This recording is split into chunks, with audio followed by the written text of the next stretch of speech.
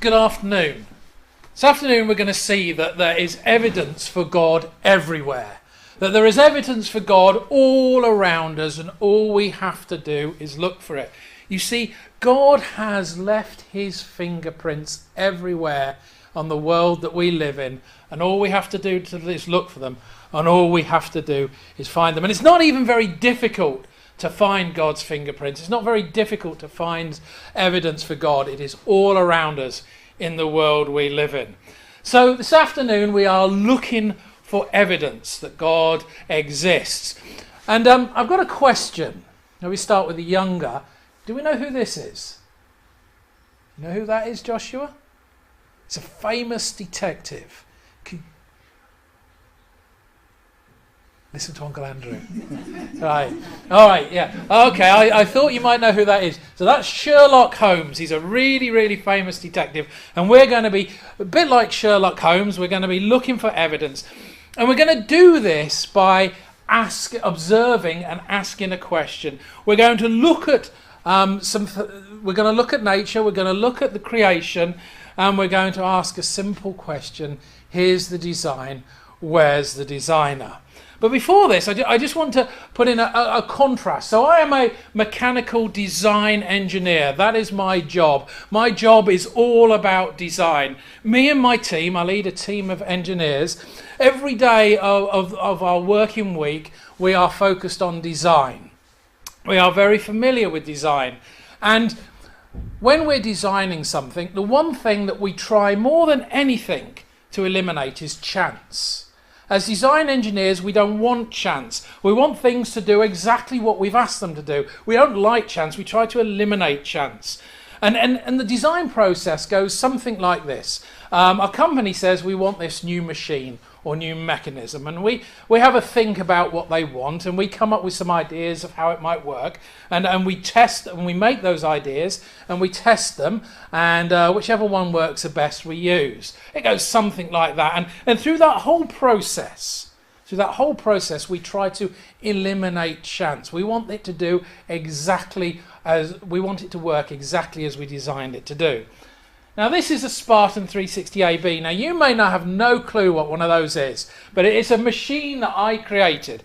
The customer came to us and they said, I want something to mix sand. Doesn't matter why you want to mix sand, but you need to do it in foundries. Anyway, and they wanted to do it at 60 tons an hour. They wanted powered movement, they wanted remote control, they wanted it to move up and down by 3 meters, they wanted it in red, and they wanted the jib to be 6 meters long. And that machine does exactly what the customer wants. It does specifically what the customer asked for. Now, is it design or is it chance? If it does exactly what the customer wants, is it design or chance? Well, I know it's design because I personally designed it.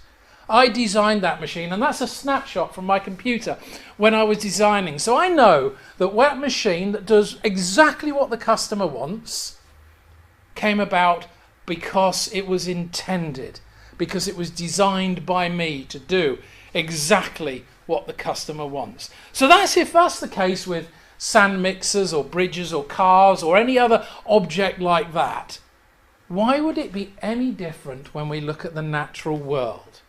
When we look around at the natural world, when we see plants and animals and birds, and we see them functioning in a fantastically intricate way, when we see things that work perfectly together, when we see things that do a very specific job, when we look at that, why would it be anything other than design? We're used to design every day in our lives. Things are designed to work they are. So when we see it in nature, why do people look at it and see chance? Because that's not what I see. When I look at nature, I see God, the great designer. I do not see chance. I see things working intricately together. Let me give you an example. This is a hummingbird. Now, I'm no zoologist. As I've already said, I'm a mechanical design engineer, but I don't need to be a zoologist to see the design in that picture. You've got the bird that can hover. Its wings beat faster than most other birds, so it can hover in an absolute precise precision. So it can get under that flower, and then its beak, it's really long and thin, it's perfectly shaped, it's the right length to get into that flower. And I look at that, and I see that all working together wonderfully, and I see design. I see the hands of a great designer who came up with that design, who made that flower and that bird work perfectly together. When I look at that, I don't see chance. Now, some say that, well, these things happened over time by natural selection, that certain animals and birds developed features over time. Well, if this bird started off with a short beak, what did it eat when its beak was still short? Right? Its beak needs to be a certain length to get into that flower. Natural selection suggests that features enhance over time. Well, what did it eat for the thousands of years it was growing a longer beak to go into that flower? Well, I don't know. I look at that and I see design. I do not see chance. Now, Joshua, do you think you could come up here and help me? Marvellous. Right. It's not arduous, I promise you. All right, it's not difficult. So, yeah, arduous may be arduous, to difficult. Right, I'm going to show you another picture. Let's see, let's come about here. Right, so it's another picture. Tell me what you see. Just describe what you see. It's not difficult. A flower. Yeah. But it's very similar to the last picture I showed you. A bird. The bird, right. And its wings are hovering. And its wings, this is a really fantastic picture that stops its wings using slow motion technology, but that wing's beating thousands of times a minute, right? And its beak fits perfectly into the flower, absolutely perfectly in. Now, when you look at that, tell me what you think. Do you think that happened by chance, or do you think that was designed by somebody to work perfectly together like that? You're unsure. That's all right. You can be unsure. I think it happened by design, right? I don't think that was chance at all. Go on, you go and you take a seat. I think you see a bit there. Right, I look at that and I see design. I don't see chance. So here's our challenge. Here's the design. Where's the designer? When you see something working perfectly together, when you see something working so intricately, where's the designer? There's the design. It works perfectly. I don't see chance in that at all. Another example, that's a curlew. Right? You're looking at me. Right? That's a bird called a curlew, Joshua, right? And that has a really long beak, but it has an entirely different kind of long beak. It doesn't eat nectar from a flower. It eats little worms and grubs that are buried deep into the sand. Right? Deep into the sand. And so what it does is it pushes its beak right into the sand to get the little worms and the grubs. And the tip of its beak is flexible and sensitive, so it can move and bend and get under rocks and under tufts of grass and all sorts of things to find the food that it wants. Its feet are its toes on its feet are particularly long, right? So it doesn't sink into the mud and the sand where it is walking. It may have a long beak, but it can't flap its wings very fast like the hummingbird, so it could never feed off a flower like the hummingbird, but that's not what it was designed to do. It was designed to eat worms and grubs in an estuary. And I've seen this bird in a place called Welney Wash, near where I used to live, down near Peterborough. And I looked at these birds feeding, and I saw them inside, and I never once thought, oh, isn't chance a wonderful thing? I never once thought, oh, that's a coincidence, that just seems to work together. When I saw it, I saw design. I saw something that was designed to do perfectly what it was. You see, there's another picture of the curlew. You can see its head is right inserted into the sand, and its beak is going down to get the grubs. And so, here's the design. Where's the designer? That's the challenge for you and I. When you see things working perfectly together, the question is, where is the designer? Here's another one for you. Now these pictures I took in Kenya. It's the weaver bird. And you can see here, these are the nests made by the weaver bird. And the nests in themselves are a fantastic piece of design. What happens is, this weaver bird over here, can you see that long piece of green vegetation or leaf? It picks those off a plant, and it flies up into the tree, and using its beak and its feet, it starts to weave them together. It's a bit like knitting, I suppose, but it's weaving them together. And you can see here, it weaves them all together into these nests, and it weaves them around the branches, and it leaves a hole at the bottom, and then the bird can get up inside that nest, and it can lay its eggs and rear its young on there. And the bird creates them and brings them, creates those. And the bird is perfectly designed to do that. That bird can work upside down, it can hold itself, it can weave the leaves into that nest. So when we look at that, and you see another picture there, you can see the bird inside the nest. You can see the way that the whole nest is woven together. That looks to me like it was designed that way. Certainly the bird designed the nest that way, but the bird looks like it, to me anyway, looks like it was designed to work like that. So here again is the challenge. Here's the design. Where's the designer? You see these animals working perfectly together. The way that they created, the bird is perfectly designed to do that. So where's the designer?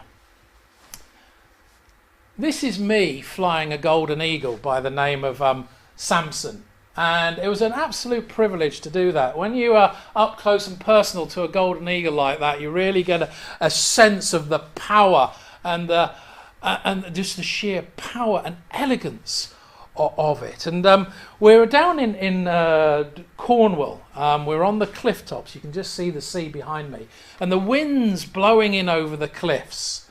And the eagle, it just reached its wings out, and it just slightly twisted its wings, and the breeze just lifted it up, and it just effortlessly lifted up on the breeze and soared away.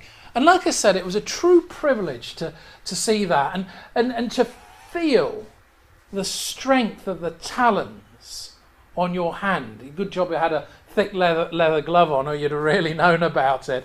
And to see that, and to see its beak that was designed perfectly to eat the food that it was eating, and to see how it could just see so far. And you know what? I looked at that beautiful bird, and I saw the elegance and the ease at which it just lifted on the wind and soared away. And I never once thought, isn't chance a wonderful thing? I never once thought, oh, that looks like a bit of a coincidence. I saw that, and I saw the hands of a designer. I saw the design coming together. I saw something working like it was meant to. And here's a close-up of the same eagle. You can see there the eye and the beak perfectly designed to function together so that eagle could do what it needs to do. And so again, here's our challenge. Here's the design. Where's the designer? When we see these things working together perfectly, like they do, you've got to think, well, where did that come from? Where did that perfect working together come from? Is it chance? Or did somebody design it like that? And I put to you that God designed it like that. God designed it to work perfectly together. This is a peregrine falcon. It is no understatement to say it is a perfectly designed hunting machine. This bird represents the absolute elegance in hunting. And again, I don't spend all my time playing with birds of prey, but again I was privileged to handle one of these again down in Devon. You can see me there with the bird on my glove, that peregrine falcon. And we were out hunting with these birds. We were deliberately going hunting. And fortunately for us, less fortunate for the pheasant, we were going through this field, and this pheasant came up, and the bird was on my glove, and I moved my hand like that and threw the bird into the air. And what it does is it hunts in a very specific way. It climbs up and it climbs up, so the pheasant's going away, and it's almost like it's not seen the pheasant because it's not going after the pheasant. It climbs up and it climbs up and climbs up until it's really high up, but it knows the pheasant's there. It's seen it, and then it comes over the top and it starts to come down, and you can see it here. That isn't my picture, by the way. That's Google's a wonderful thing, but you can see that there. It folds its wings behind, it tucks them in, and it's almost like bullet shaped, and it comes flying down at an incredible speed. In fact, in a dive, the peregrine falcon can go over 200 miles an hour in a dive. It's an incredible design. And it comes flying in, and the pheasant's all underwise, and it just bang straight into the pheasant, and that was the end of the pheasant. And that is a picture we took while we were there, and you can see the falcon there. It's now opened its wings. The feathers of the poor pheasant have gone to one side, and then it takes the pheasant to the ground, and that's its food. And I looked at that and I thought, isn't God absolutely wonderful? Because you can see it there. You see the beak. It's now got a piece of meat in its beak, and you can see its claws there that are there for holding the meat. And I looked at all that, and I saw the way that went together, and I thought, isn't God absolutely wonderful? Isn't the design that God put into place absolutely wonderful? So we look at these things. That's another falcon, a different falcon, and we see the beak that does perfectly what it's meant to do. We see the eyes perfectly positioned to see its prey, the wings, the feathers, the claws. We see all those things. And I saw all those things and I thought, isn't nature amazing? What a wonderful design. Isn't God absolutely amazing the way he's designed together? Now this picture might take a little bit of explaining, but I'll try and explain what's going on in this picture. So that is a hawk upside down.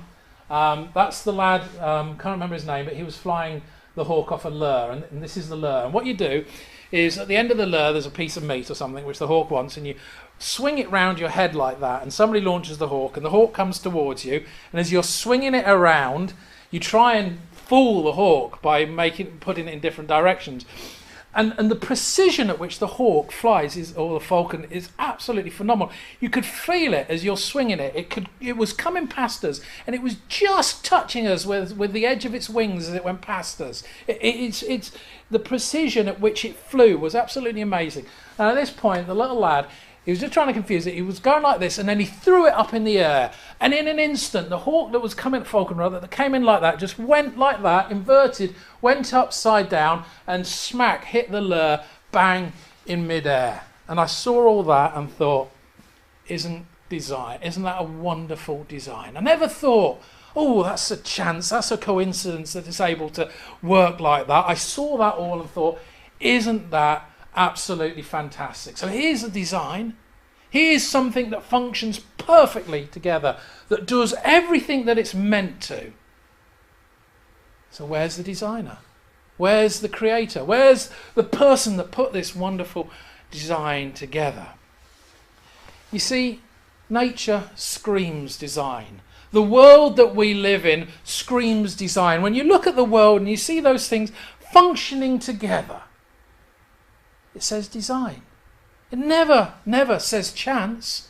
You see things working perfectly together, and you see a design, you see a plan, you see a purpose, you see something that somebody came up with and said that'll work together. And every one of those things that are birds that I show you, I have personally witnessed. I haven't shown you anything that I haven't personally witnessed. And what I've seen, and I could have shown you many more pictures of things I've seen over the years, what I saw was truly amazing. And when I looked at those birds and those animals, I saw a design. I saw something that had purpose behind it. I saw something that was created to do exactly what it did, something that functioned together. I never once saw chance. In God's word, the Bible, God sets down a challenge. The Lord answered Job out of the whirlwind and said, "Is it by your understanding," this is God talking to Job, "that the hawk soars and spreads its wings towards the south? Is it at your command that the eagle mounts up and makes his nest on high?" In other words, God is saying to Job, did you create the hawk? Did you create the eagle? Did you put together the things, the world? Did you make these things happen? And the answer is obviously no. Job didn't do those things, because God is saying to Job, I did those things. I put together the world. I created the world. I designed the world. The hawk, the eagle, and all the other animals and nature. I created all that. says God.